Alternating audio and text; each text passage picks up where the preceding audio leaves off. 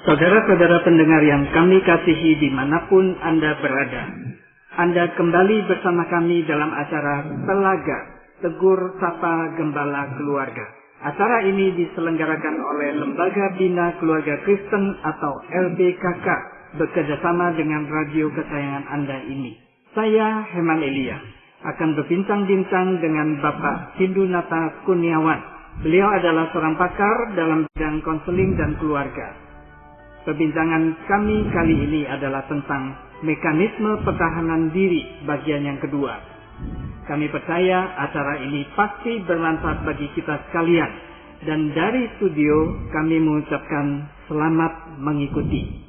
Pak Sindunata, pada waktu yang lalu kita sudah pernah berbincang-bincang mengenai mekanisme pertahanan diri ini. Dan sekedar mengingatkan pendengar bahwa mekanisme pertahanan diri ini ada beberapa sifat, misalnya kurang disadari, kemudian juga timbulnya itu karena kecemasan, yaitu ketika seseorang itu harus bertahan terhadap serangan yang menuntut kita untuk bertahan, ya Pak ya. Yeah. Pada waktu yang lalu juga kita sudah membahas ada 3 jenis mekanisme pertahanan diri ini Pak, yaitu represi, kemudian proyeksi, dan satu lagi yaitu intelektualisasi. Pak, apakah masih ada mekanisme pertahanan diri yang lain? Ya, yang keempat Pak Iman adalah rasionalisasi. Rasionalisasi itu seperti apa ya Pak? Jadi dari asal katanya ini rasio. Jadi kan rasio itu adalah sesuatu yang masuk akal. Jadi dari kata rasionalisasi kita bisa paham, itu merupakan usaha untuk membuatnya menjadi kedengaran rasional, kedengaran masuk akal. Jadi ini memang sebuah proses di mana orang kedapatan sangat kemungkinan bersalah. Tetapi kemudian dia berusaha untuk membenarkan diri dengan penjelasan-penjelasan yang masuk akal. Nah inilah rasionalisasi itu Pak Iman. Mungkin dalam kehidupan sehari-hari seperti apa Pak contohnya? Ya, yang paling umum kan misalnya orang terlambat. Ya. Datang ke sekolah, terlambat masuk kerja. Kenapa kok terlambat lagi? Ya gimana ya Pak, gimana ya Bu? Ini kan macet sekali. Itu loh apalagi ada kecelakaan. Sehingga tambah macet Bu, tambah macet Pak. Oke, iya. Jadi memang berusaha untuk mencari penjelasan yang masuk akal ya Pak ya? Iya. Ada satu peristiwa, ada satu kesalahan, kemudian orang itu berusaha untuk mencari alasannya. Betul, dan alasan itu dibuat, kalau pakai bahasa teknis ya Pak Iman ya, itu terjadi pendistorsian fakta, pendistorsian kenyataan. Artinya, kenyataan yang sesungguhnya terjadi, kenyataan yang objektif, itu coba dipelintir, didistorsi, supaya kedengaran masuk akal. Padahal, mestinya kenapa terlambat? Ya sih, kurang awal. Kan tahu memang macet, kenapa nggak datang lebih awal? Dan mungkin juga yang sifatnya kecelakaan itu juga sebenarnya tidak terlalu mengganggu. Tapi dia akan berusaha pertegas supaya alasan untuk terlambat itu benar-benar sangat bisa diterima oleh sang guru atau sang atasan. Tapi masalahnya kadang-kadang memang kita terlambat karena alasan yang memang sungguh-sungguh masuk akal begitu. Betul, Pak? betul. Bagaimana kita bisa membedakan kedua hal ini ya Pak? Jadi penjelasan yang masuk akal dan yang dibuat terkesan masuk akal ini memang beda tipis ya Pak Heman ya. Iya. Jadi ini memang bergantung kepada segi motif kita. Artinya hati kita tuh akan bisa berbicara, ini apakah memang demikian atau karena kita benar-benar berangkat dari rasa bersalah yang begitu besar, cemas, nah muncullah mekanisme pertahanan diri ini. Artinya sesuatu yang tidak ada kita adakan. Nah inilah yang membedakan antara yang benar-benar masuk akal dan yang dibuat masuk akal. Yang dibuat masuk akal itu memang mengarah Pak Iman kepada kebohongan sesungguhnya. Oke, iya. Jadi kembali ada fakta yang sedikit diubah atau banyak diubah, didistorsi. Iya, iya. Terjadi semacam pelemparan tanggung jawab bahwa yang salah itu bukan saya, tapi itu loh kondisi ini, itu loh orang-orang itu.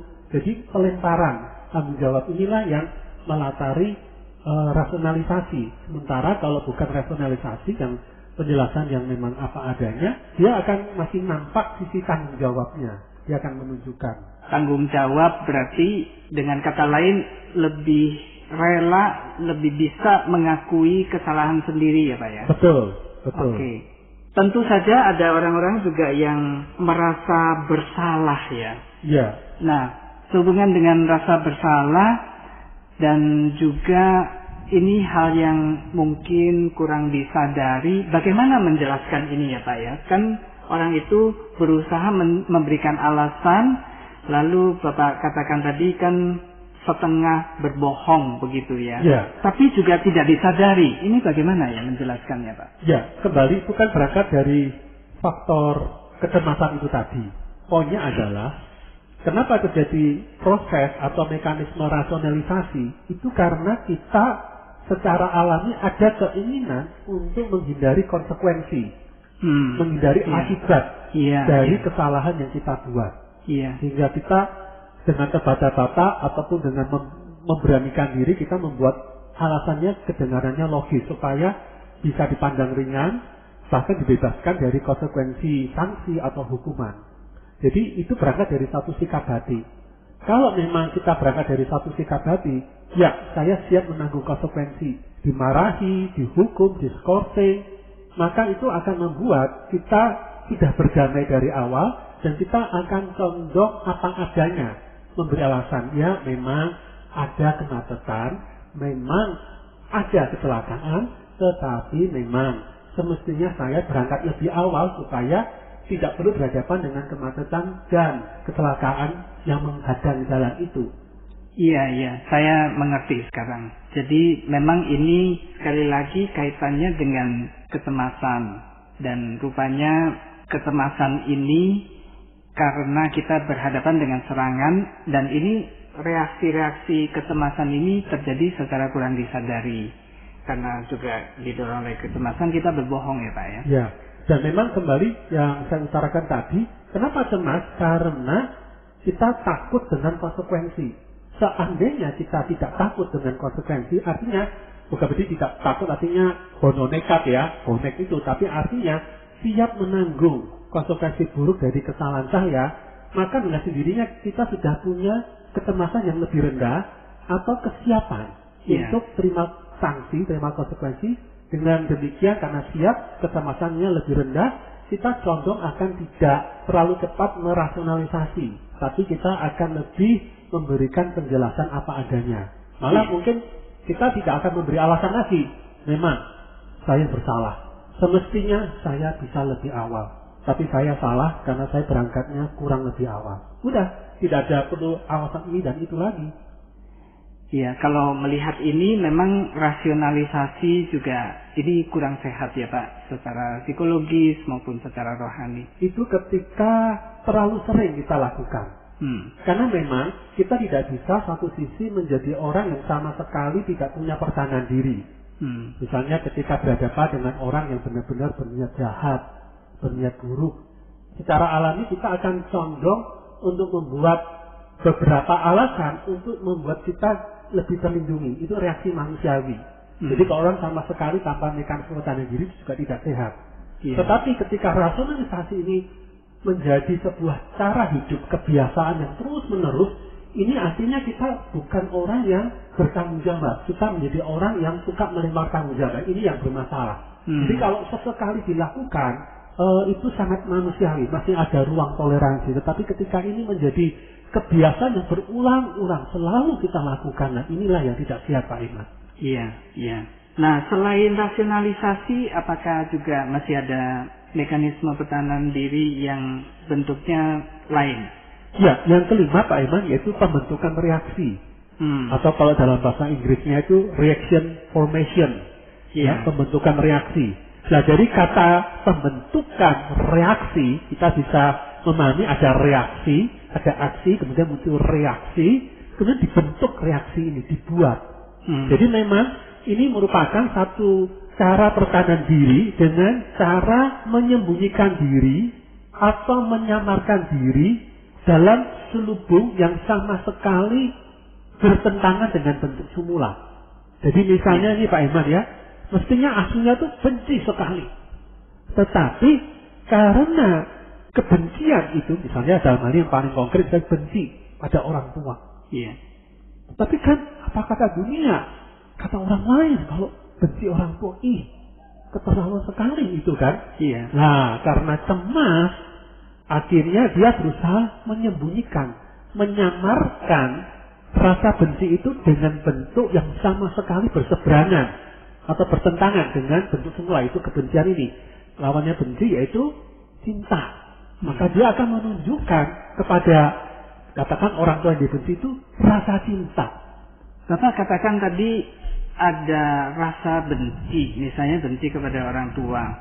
Lalu Bapak juga sebutkan bahwa ada kecemasan, karena rasa benci ini bisa menimbulkan kecemasan. Mungkin Bapak bisa menjelaskan bagaimana hubungan antara benci dan cemas ini, Pak? Jadi benci itu kan sebuah fakta diri, keadaan diri, perasaan yang sesungguhnya dalam hati. Tapi ketika perasaan itu mau diungkapkan untuk diketahui orang lain, menimbulkan rasa takut, rasa cemas. Loh, nanti orang lain kan menganggap saya ini kan buruk. Sangat buruk sekali. Nah, karena takut ditolak, maka muncul rasa cemas itu. Hubungannya dengan penilaian orang lain. Tepat, Pak Iman. Iya. Selain benci, kemudian yang dinyatakan justru dengan cinta, ini pembentukan reaksi ya Pak ya? Betul. Apakah ada contoh lain Pak? Nah, sebelum itu Pak Iman, ada saya tambahkan, pembentukan reaksi ini sangat terlihat selain karena bentuk yang sama sekali bertentangan dengan yang aslinya, yaitu yang kedua, tampilannya lebay, berlebihan. Orang bisa lihat, ini kok cintanya kayak gak asli ini, gak otentik, gak apa adanya ini. Cipika-cipiki, ya, cium kanan, cium kiri, wah terlalu memuji ini, bahkan kesannya kok membuang-buang ini kan gak wajar ini lah itu. Berangkat dari penyamaran atau penyembunyian atau bahasa aslinya juga penipuan, ya. Akhirnya tampilannya malah lebay, berlebihan. Bahkan akhirnya tampilannya ini ada istilah itu seperti obsesif kompulsif. Artinya diulang-ulang menjadi hal yang berulang-ulang, tampilannya lebay, berlebihan, dan kesannya ini tidak alami. Nah, inilah ciri dari pembentukan reaksi Pak Iman. Jadi orang yang menerima, katakan sang ibu ini anak ini kok rasa cintanya kayak lebay, kayak ada sesuatu berlebihan. Orang tuh yang lain yang menonton itu juga melihat ini kayak nggak alami. Nah, itulah Pak Iman, pembentukan reaksi. Iya, salah satu yang bisa membuat kita membedakan mana yang asli, mana yang mekanisme pertahanan diri. Ya, yang mekanisme pertahanan diri itu memang berangkat dari ketidaktulusan. Bapak juga katakan tadi, misalnya bentuknya pembohongan atau kebohongan gitu ya Pak. Ya, jadi orang tersebut malah membanjiri orang yang dia benci dengan perhatian yang berlebih-lebihan.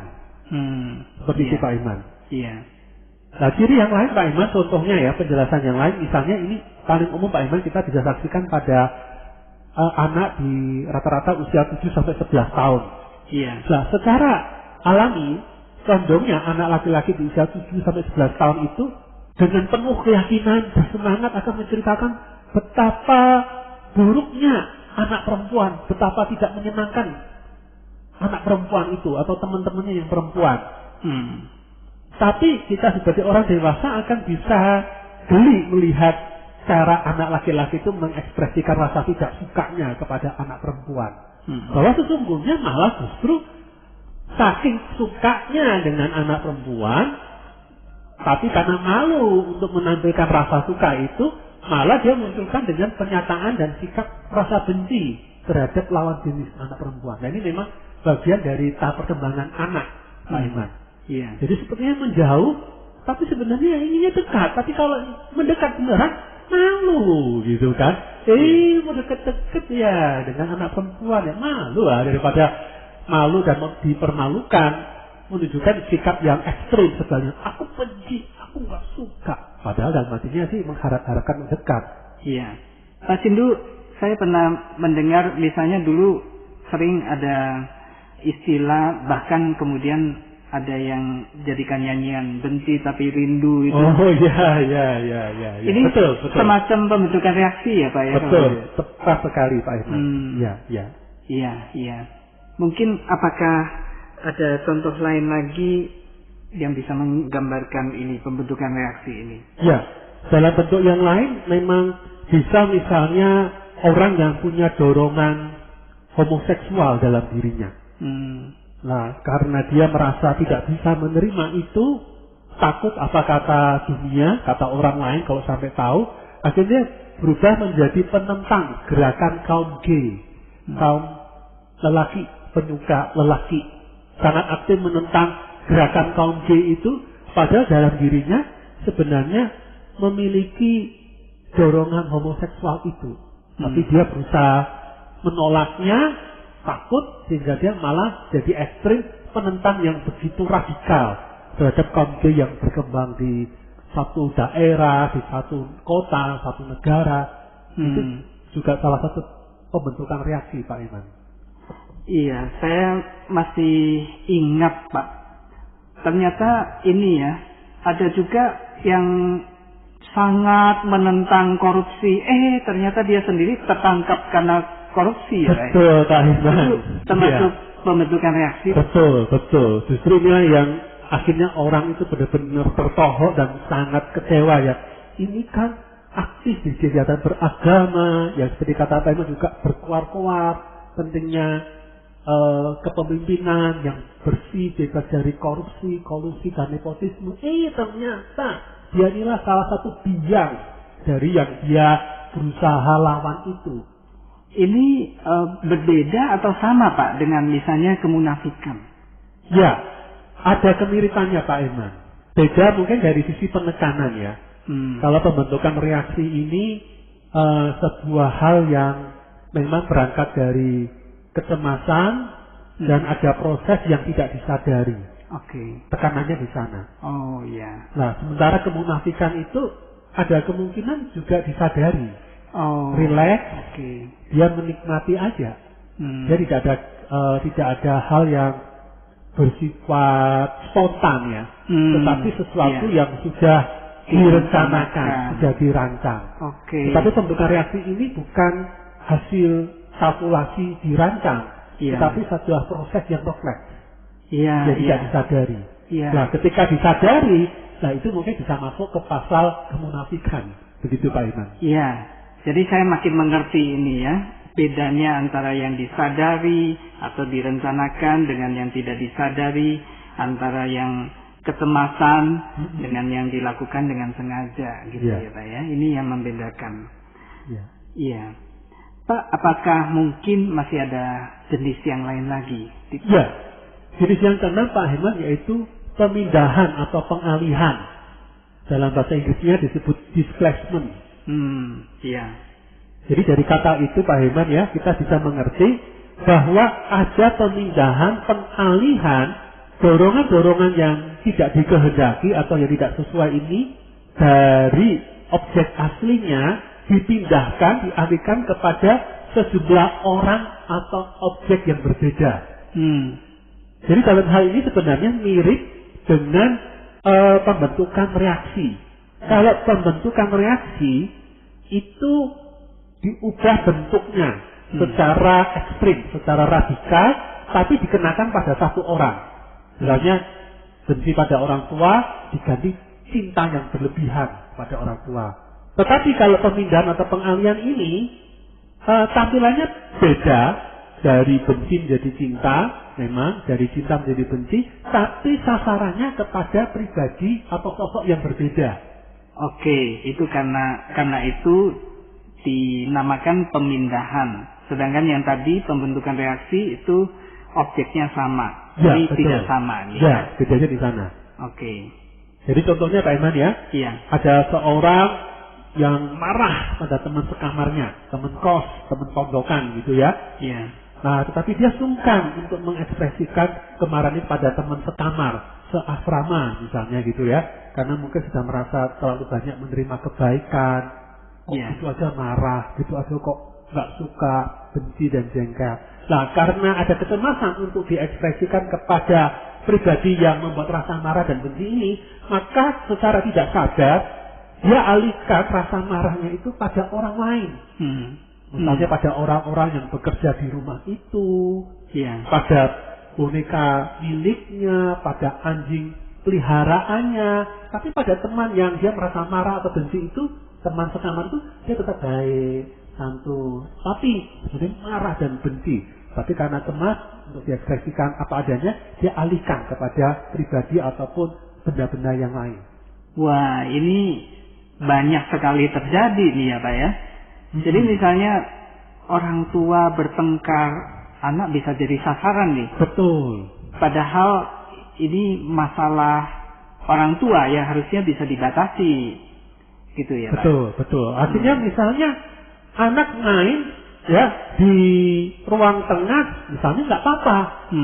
Tapi baru saja bertengkar suami istri ini keluar kamar, lihat anaknya sih mas, saya kok di sini, kok berantakan ini? Sana, kamu ini nakal ya. Loh, anaknya bingung. Biasanya nggak apa-apa main di ruang tengah ini. Memang ruang tamu nggak boleh. Lah, rupanya terjadi pengalihan. Kemarahan yang masih menyala-nyala ini akhirnya terlampiaskannya kepada anak ini.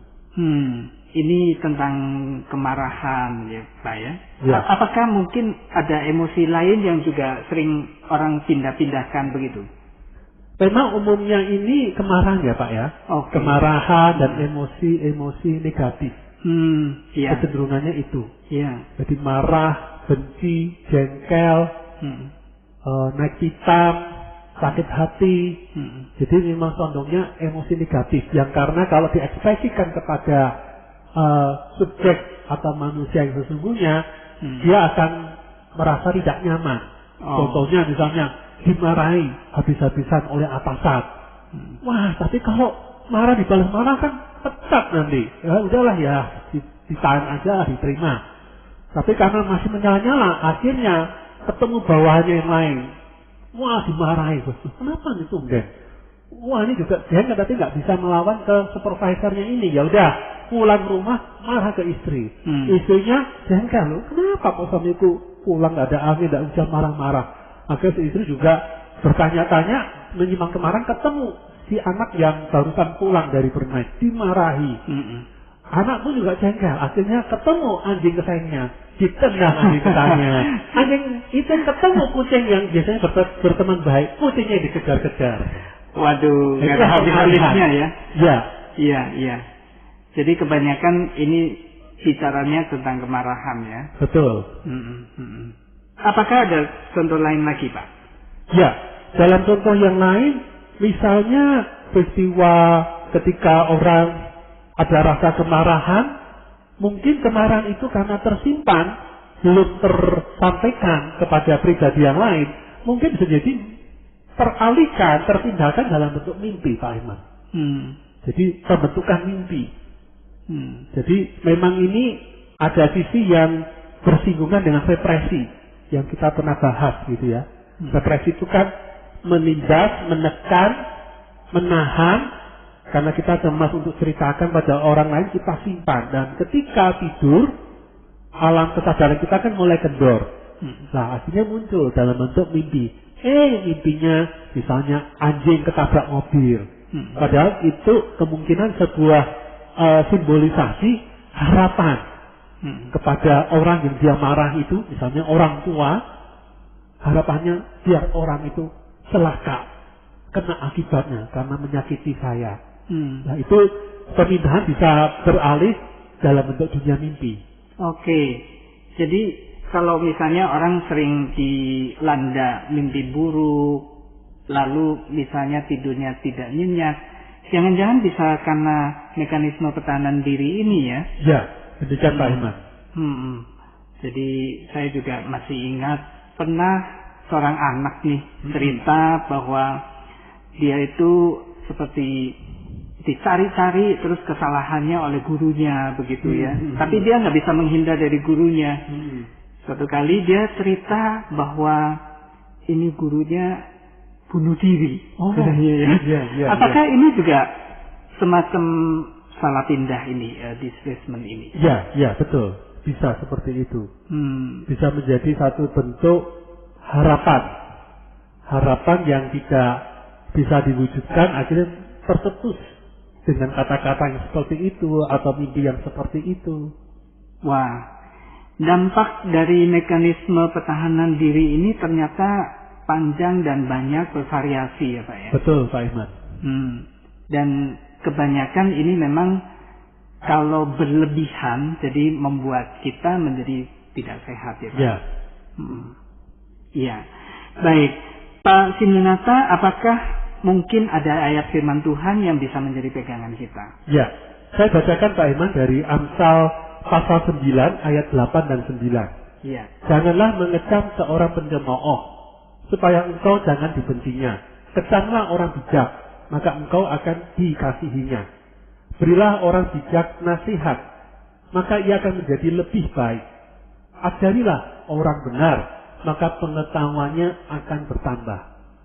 Jadi kita perlu mengembangkan di sini Pak Iman berdasarkan nasihat pengamsal menjadi orang yang mau untuk diberi masukan, diberi umpan balik, diberi nasihat, mau diajari.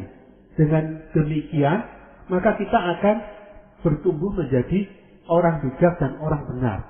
Orang bijak dan orang benar akan mengalami satu keadaan di mana mekanisme pertahanan dirinya akan lebih banyak berkurang. Dan dia menjadi pribadi yang sehat. Baik Pak Sindunata. Terima kasih atas perbincangan kita kali ini dan kita akan melanjutkan perbincangan ini pada kali berikutnya. Para pendengar sekalian, terima kasih Anda telah mengikuti perbincangan kami dengan Bapak Sindunata Kurniawan dalam acara Telaga, Tegur Sapa Gembala Keluarga. Kami baru saja berbincang-bincang tentang mekanisme pertahanan diri bagian kedua. Bagi Anda yang berminat untuk mengetahui lebih lanjut mengenai acara ini, silakan menghubungi kami lewat surat. Alamatkan surat Anda ke Lembaga Bina Keluarga Kristen atau LBKK, Jalan Cimanuk 56 Malang. Anda juga dapat mengirimkan email ke alamat telaga@telaga.org. Kami juga mengundang Anda untuk mengunjungi situs kami di www.telaga.org. Saran-saran, pertanyaan, serta tanggapan Anda sangat kami nantikan. Akhirnya dari studio kami mengucapkan terima kasih atas perhatian Anda dan sampai jumpa pada acara Telaga